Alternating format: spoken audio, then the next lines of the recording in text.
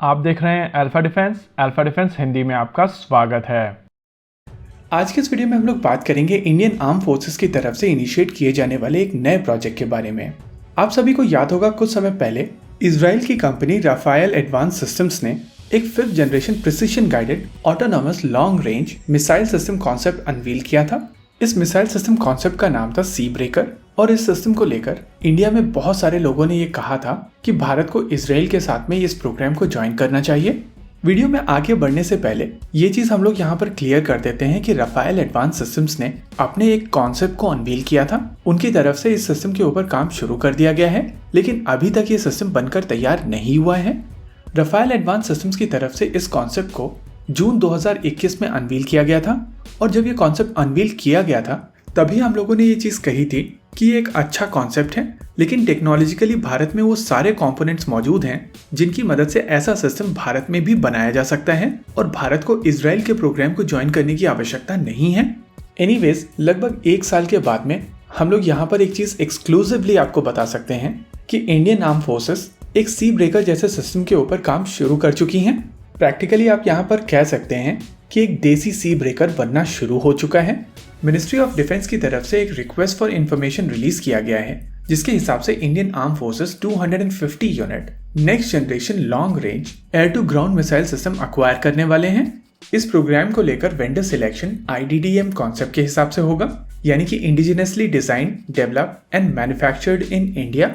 अगर कैपेबिलिटी की बात की जाए तो ये मिसाइल सिस्टम एक सुपरसोनिक मिसाइल सिस्टम होगा जो स्टैंड ऑफ रेंजेस से अलग अलग तरीके के टारगेट्स को आसानी से डिस्ट्रॉय करने में सक्षम होगा। ये टारगेट्स एयर बेसिस हो सकते हैं, लॉजिस्टिक सेंटर्स हो सकते हैं, बंकर्स हो सकते हैं, एम्यूनेशन स्टोरेज हो सकते हैं या फिर कोई स्ट्रैटेजिक इंफ्रास्ट्रक्चर फैसिलिटी हो सकते हैं। इंडियन आर्म फोर्सेस चाहती हैं कि ये सिस्टम भारतीय वायुसेना के सभी फाइटर जेट्स के साथ में कंपैटिबल हो, साथ ही साथ इंडियन नेवी के डेक बेस्ड फाइटर यानी कि अभी के MiG-29 के और आने वाले twin engine deck based fighter jet के साथ में भी ये सिस्टम कंपैटिबल होना चाहिए। अगर सिस्टम की रेंज की बात की जाए तो इंडियन आर्म फोर्सेस चाहती हैं कि इस सिस्टम की मिनिमम रेंज 220 किलोमीटर की हो और उस हिसाब से इंडस्ट्री के पास में ऑप्शन है कि वो इस वेट कॉन्स्ट्रेंट के अंदर ज्यादा से ज्यादा रेंज प्रोवाइड करने की कोशिश कर सकते हैं।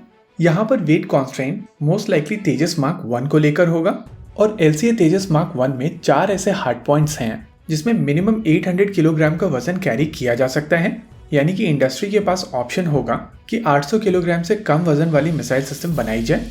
वैसे कंपैरिजन के लिए हम लोग यहाँ पर आपको बता देते हैं कि सी ब्रेकर 400 किलोग्राम की मिसाइल सिस्टम होगी, लेकिन ये एक सबसोनिक मिसाइल सिस्टम होगी। इसके उलट भारतीय सेनाएं जिस तरीके की मिसाइल सिस्टम अक्वायर करने की कोशिश कर रही हैं वो एक सुपरसोनिक मिसाइल सिस्टम होगी और शायद इसी वजह से इसका वजन थोड़ा ज्यादा होगा। वैसे मिनिस्ट्री ऑफ डिफेंस जो सिस्टम अक्वायर करने की कोशिश कर रही है उसका नाम long range satellite navigation system guided missile system होगा, यानी कि LRSGM। हालांकि यहाँ पर यह भी समझना जरूरी है कि ये केवल सैटेलाइट नेविगेशन गाइडेड सिस्टम नहीं होगा, इसमें सीकर असेंबली का प्रयोग किया जाएगा।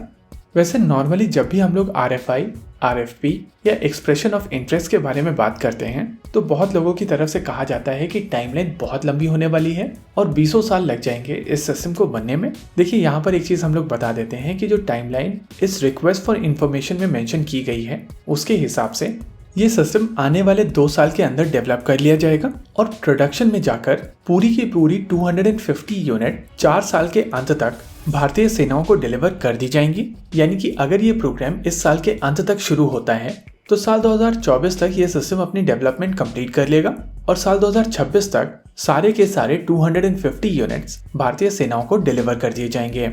इसी के साथ आज के इस वीडियो में रखते हैं केवल इतना ही। वीडियो को अंत तक देखने के लिए धन्यवाद। देखते रहिए अल्फा डिफेंस। जय हिंद।